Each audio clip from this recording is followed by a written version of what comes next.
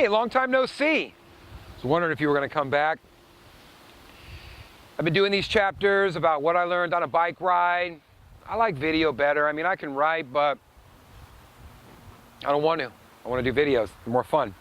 And I appreciate you watching these videos. I mean, seriously, I really think it's cool. You let me do this and you watch it. One of the things I learned on my bike ride, the one that took about 6 months to complete, February to July, 4,500 miles, multiple breakdowns, multiple flat tires, lots of opportunities to cuddle up with that cold bitch called patience. So obviously on this bike ride I had a lot of breakdowns, which I just alluded to, and what I learned is that a companion is great. Now over the 4,500 miles that Ferris and I did, Ferris my dog, there's a lot of nights where it's just you. Honestly, you and your thoughts. You're in the middle of roads. I mean, the first month of me going was a lot of decompressing, a lot of relationship stuff that was going on. I was just kind of recovering from a divorce. A lot of work tension that was going on. At the time, I really felt lost.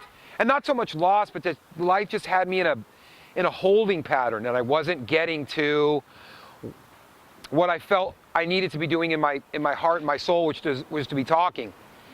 And it also, so the more I started biking, the more I started to detach. And it wasn't that it was lonely, it was just so new. It was just so new being by yourself all day with just your thoughts and working those things out. You know, sometimes past emotions is like baking. You know, you got all these emotions in your head and you got to do something with them. So you got to process them. You got to add your positive vibes. You got to add your positive words. You got to add lots of self-reflection of who you thought you were and who you would like to be and how that's going to happen. And you got to put it in the oven and you got to watch it bake. And then you got to take it out and you got to eat that shit. You got to process it again. You know, it's like eating crow or humble pie. You got to take from what's in and you really got to take it out, look at it, bake it, eat it, shit it out, and never think about it again. So in those times, a companion is great.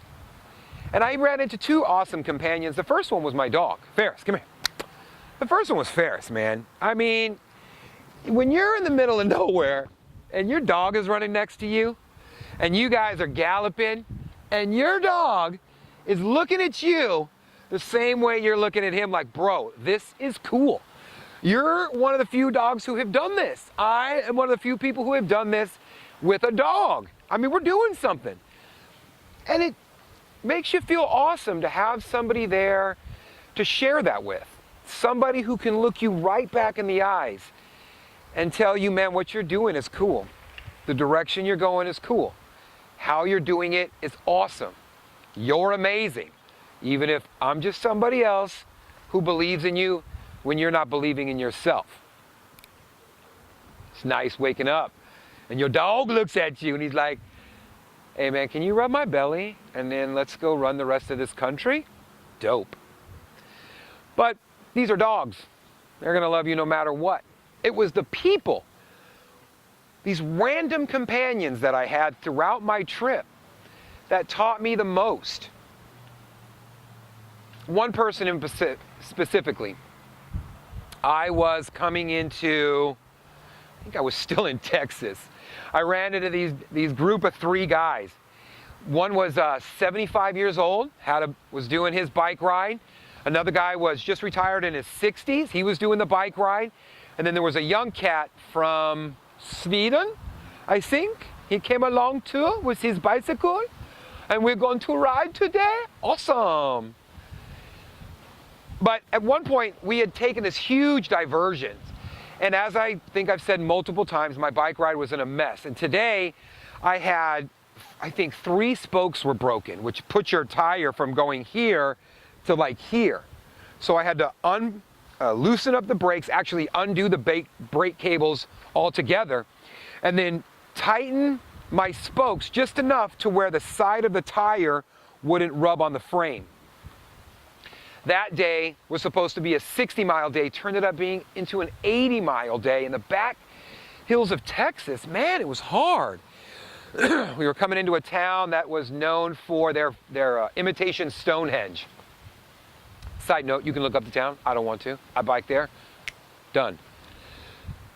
So that guy had passed out. The 75-year-old guy passed out that day. And I gave him a bunch of my electrolytes and Gatorade to get him into town. And then I found myself 10 miles behind with this broken bike, man, on a really hot day in Texas. And it's hard, man.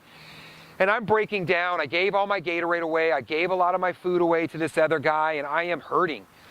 My tire is, I'm in serious debate on if I should just stop and hitchhike or just gut it through, which always, I'm gonna gut it through, just gonna get there, lean in, and get to that town. About 3 miles outside of town, when people were fucking honking at me because I was taking up too much road of their precious space. Like this, that's all you gotta do.